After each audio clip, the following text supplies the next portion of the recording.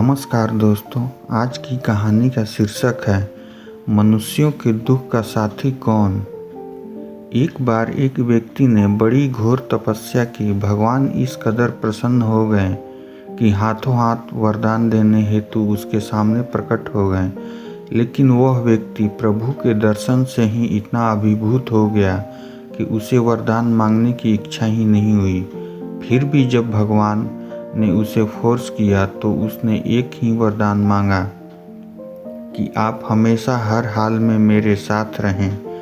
प्रभु ने वरदान दे दिया और यह तो वाकई चमत्कार हो गया। वह चलना शुरू हुआ तो जमीन पर पांव के 2 की जगह 4 निशान बनने शुरू हो गए, यानी वाकई प्रभु उसके साथ हो लिए थे। वह तुम्हारे खुशी के झूम उठा, उसकी चाल ही बदल गई। विश्वास के 7वें आसमान पर जा बैठा। वह भगवान 24 घंटे साथ हैं, और क्या चाहिए। लेकिन कहीं न कहीं शंकित भी था कि कहीं भगवान साथ छोड़ न दें। सो इस बात को लेकर वह चौकन्ना भी पूरा रहता था। बीच बीच में वह जंगल में मिट्टी या कीचड़ में चलकर देख भी लिया करता था कि वाकई प्रभु उसके साथ अब भी हैं कि नहीं। और जैसे ही कदमों के 4 निशान पाता तो वह न सिर्फ आश्वस्त हो जाता बल्कि लगे हाथों उन्हें धन्यवाद भी दे देता।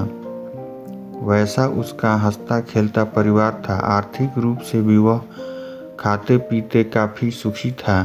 कहने का तात्पर्य, आदमी न सिर्फ प्रभु का सच्चा भक्त मात्र था बल्कि जीवन में उसका भरपूर और खुशहाल था। और सोने पे सुहागा यह कि अब उसका और भगवान का 24 घंटे का साथ भी था।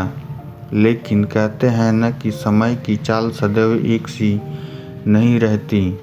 बस उसी तर्ज पर उसके जीवन में एक टर्निंग पॉइंट आया। अचानक एक हादसे में उसके दोनों बच्चों की मृत्यु हो गई। पत्नी यह हादसा नहीं सह पाई और पागल हो गई। निश्चित ही इन सब का उस पर भी बड़ा गहरा असर पड़ा था। मारे सदमे के धंधे पर ध्यान न दे पाने की वजह से वहाँ भी नुकसान होना प्रारंभ हो गया। कुल मिलाकर चारों ओर से उस पर संकट गहरा गया। बड़ी ही मनहूसियत में उसके दिन गुजरने लगे।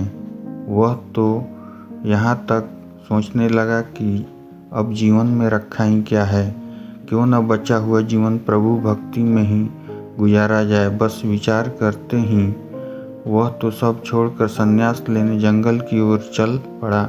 अचानक उसकी निगाह अपने पाँव के निशान पर पड़ी। पंजे के 2 ही निशान थे।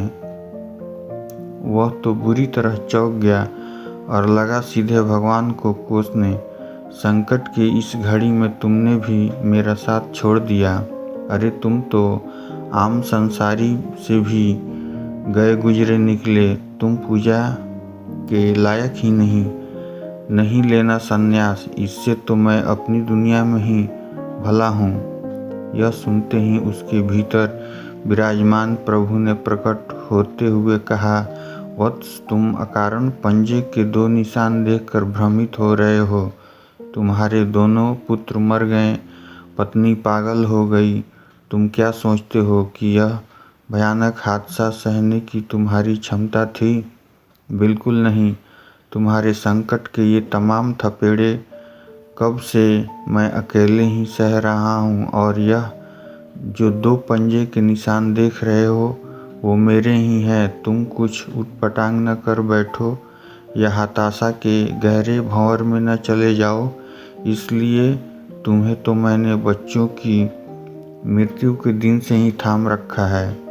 सार, यही जीवन का सत्य है। जब भी मनुष्य पर कोई बड़ा संकट आता है तब वह संकट सीधा मनुष्य की आत्मा थाम लेती है।